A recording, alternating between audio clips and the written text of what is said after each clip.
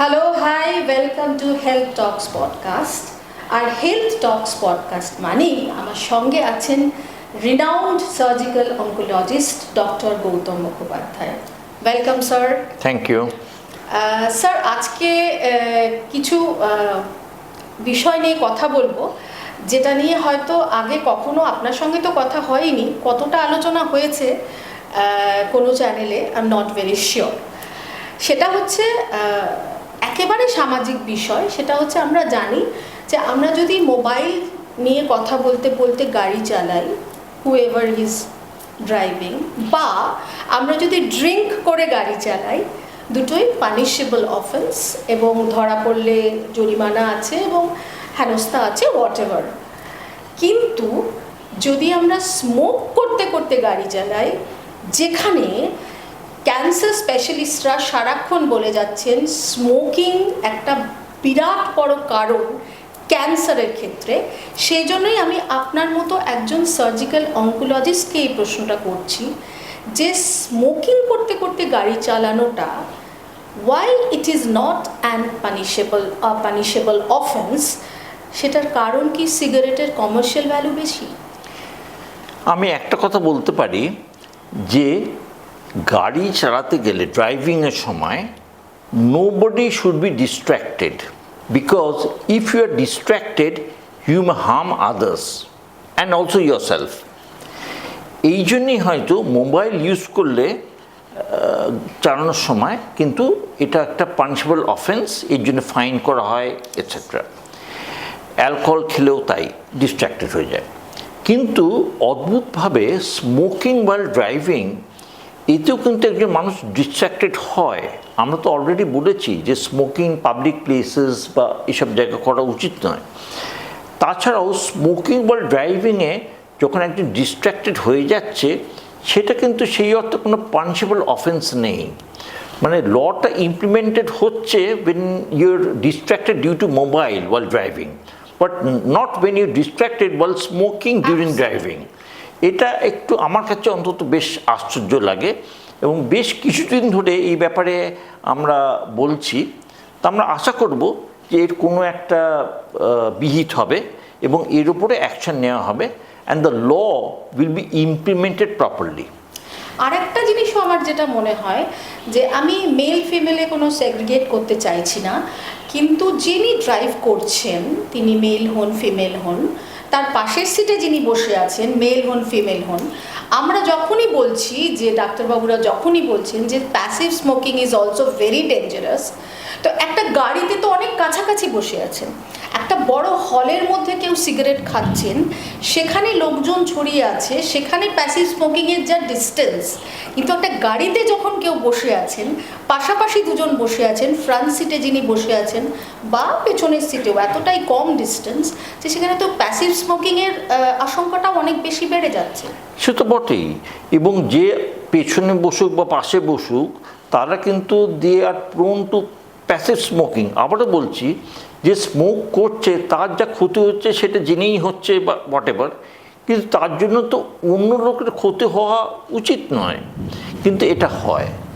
তো ড্রাইভিংয়ের সময় স্মোকিং বা এই effects of passive smoking, I think it's high time this should be addressed.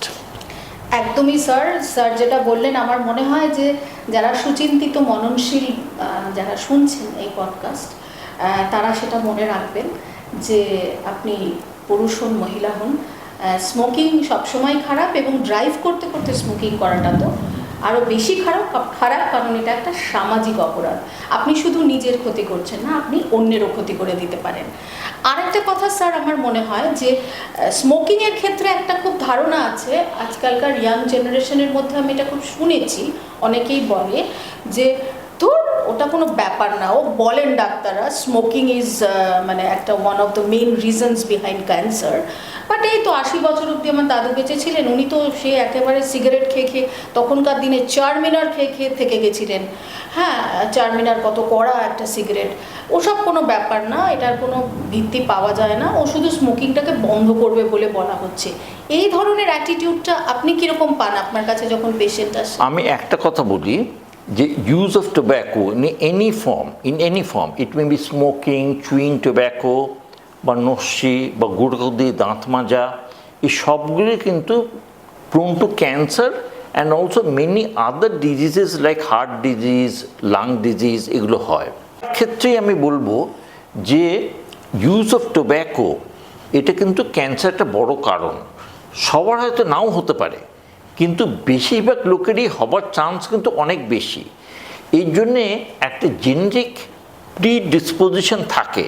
সুতরাং কিছু রোগ যে বেঁচে গেল ক্যান্সার থেকে টোব্যাকো ইউজ করেও, তার মানে এই নয় যে অন্য রোগের হবে না। এবং 40% of all cancers are someway related with tobacco. For oral cancer 91% is associated with tobacco.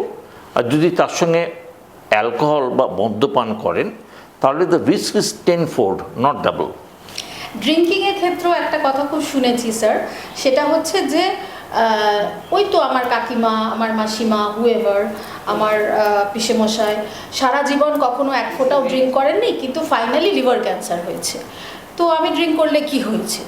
এবার আমার মনে হয় এই ড্রিঙ্কিং স্মোকিং নিয়ে এই যে একটা আলোচনাটা হয়, এটা খানিকটা ওই অ্যালকালি বেসের মতো ব্যাপারটা, মানে ওই সব খারই খারক কিন্তু সব খারক খার নয়। এই যে আমরা বিজ্ঞানে পড়েছি ছোটবেলায়, এইটাই ব্যাপারটা হয়ে যাচ্ছে। মানে আপনি ড্রিঙ্ক করছেন মানে আপনার ক্যান্সার হবে এমনটা নয়, রাইট, কিন্তু তার মানে চান্সটা বেশি, এবং তার মানে আপনি ড্রিঙ্ক করছেন মানে আপনার ক্যান্সার হবে না এমনটাও নয়। Absolutely correct. সেটাই স্যার। একটা জিনিস আজকাল বলবো না, বেশ কয়েক বছর ধরেই আমরা শুনছি যে সিগারেট, এবং এটা শোনা যাচ্ছে যে সিগারেট স্মোকিং ইজ যতটা injurious to health, cigarette is তার থেকে লেস ইনজুরিয়াস টু হেলথ, এবং ভেপিং ইজ আরও মানে খুবই মানে আমাকে তো একজন বলেছেন ভেপিং ইজ স্বাস্থ্যকর, মানে এটা খুবই শরীরের জন্য ভালো। হ্যাঁ, কিছু কিছু দেশে এটা ব্যান্ড এবং কিছু কিছু দেশে এটা ব্যান্ড নয়, কারণ এটা স্বাস্থ্যের জন্য ভালো। তো এই বিষয়ে আপনি কি বলবেন? এটা খুব ভালো প্রশ্ন। আমি একটা কথা বলি যে যে কোনো দেশে যদি একটা জিনিস ব্যান্ড হয় সেটা কী করে ভালো হবে? সেটা খারাপ হয়েছে বলেই গভর্নমেন্ট ব্যান করেছে যে লোকজন ইউজ করবে না। Cigarette is basically a battery operated device আর কি, যেটাতে ইলেকট্রনিক্যালি নিকোটিন ডেলিভারি যে সিস্টেম আছে সেইটা কিন্তু দেওয়া হয়। সিগারেট বা ইলেকট্রনিক সিগারেট, এই সিগারেটে কিন্তু যে ফ্লুইডটা থাকে ইউজুয়ালি ইট কন্টেন্স নিকোটিন, এবং এটা ইনহেল করলে কিন্তু অনেক ক্ষতি হয়, এবং সিগারেটের যা ক্ষতি হয় প্রায় কাছাকাছি ক্ষতি হয়। সুতরাং সিগারেট কিন্তু বহু দেশে ব্যান হয়ে গেছে। It is highly costly also, and it is not recommended for use because basically what it is a nicotine delivery system electronically. সুতরাং এই ক্ষেত্রে কিন্তু বোকা বানিয়ে লাভ নেই। দেখুন, একটা বাণিজ্যিক বিষয় থাকে, একটা ব্যবসায়িক বিষয় থাকে, তার জন্য লোকের ক্ষতি তো আমরা করতে পারি না। সুতরাং এইটা কোনোভাবে রেকমেন্ডেড নয়, এবং government of India has band cigarettes from 2019. It is a very important issue. সেক্ষেত্রে আমি বলবো যে যে কোনো নিয়মকেই আর কি একটুখানি মানে নিয়ম বহির্ভূত কাজ করার প্রবণতাটা থাকে। ওই 18 বছর বয়স কি দুঃসহ স্পর্ধায় নেয় মাথা তুলবার ঝুঁকি, ওই ধরনের একটু থাকে তো স্যার। সো ইয়াং জেনারেশনের মধ্যে তো ক্যান্সার দেখা যায়, খুবই দুঃখের। এরকম সিগারেট লুকিয়ে, হয়তো ইন্ডিয়ার ক্ষেত্রে বলছি যেহেতু আপনি ভারতবর্ষের চিকিৎসা করছেন এই মুহূর্তে, তো এইরকম লুকিয়ে সিগারেট ইউজ করেছেন এবং ক্যান্সার হয়েছে, এরকম পেশেন্টের মুখোমুখি আপনি হয়েছেন?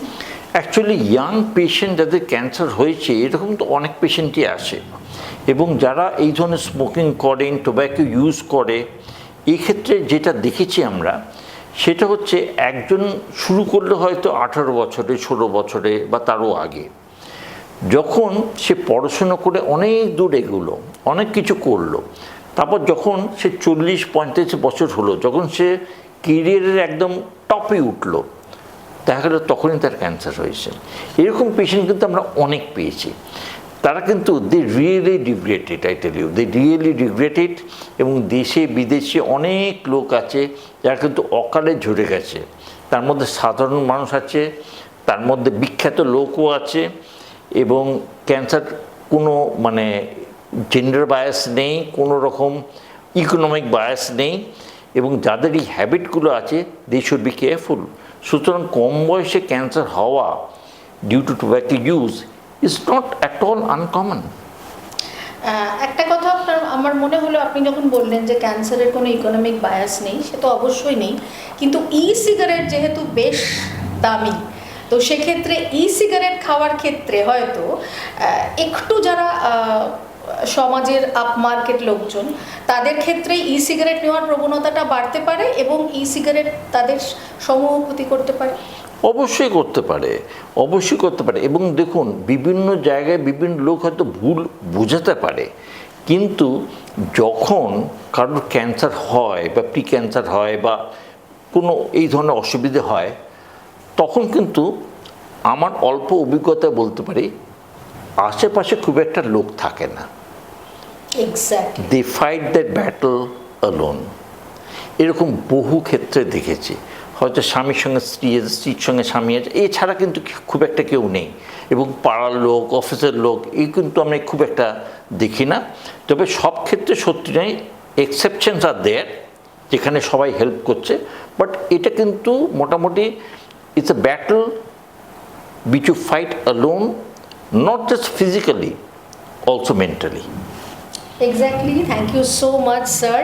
আজকের বিষয়টা খুব ইম্পর্টেন্ট ছিল, এবং স্যার যেটা বারবারই বলছেন যে আফটার মানে একটা এজ, মানে আফটার 40s, যখন এই ই সিগারেট খাওয়া বা সিগারেট খাওয়া, ড্রিঙ্ক করা মানুষজন ক্যান্সারের মানে ভুগছেন, তখন তারা রিগ্রেট করেন। তো আমি বলবো যে রিগ্রেট করার জন্য বসে থাকবেন না। আর আমরা ছোটবেলা থেকে যেটা পড়েছি, ডক্টর গৌতম মুখোপাধ্যায় আশা করি আমার সঙ্গে একমত হবেন, prevention is always better than cure. So prevent yourself from having cigarette, from having alcohol, এবং সুস্থ থাকুন, ভালো থাকুন। এই হেলথ টক্স পডকাস্টে আবার খুব শিগগির আমাদের দেখা হবে। আপনারা চ্যানেলটি সাবস্ক্রাইব করুন, ফলো করুন, লাইক করুন, এবং অবশ্যই কমেন্ট করে জানান যে আর কি কি সাবজেক্ট নিয়ে আপনারা ডক্টর গৌতম মুখোপাধ্যায়ের সঙ্গে আলোচনা বা ডক্টর গৌতম মুখোপাধ্যায়ের কথা শুনতে চাইছেন। আজকের মতো আসি, নমস্কার।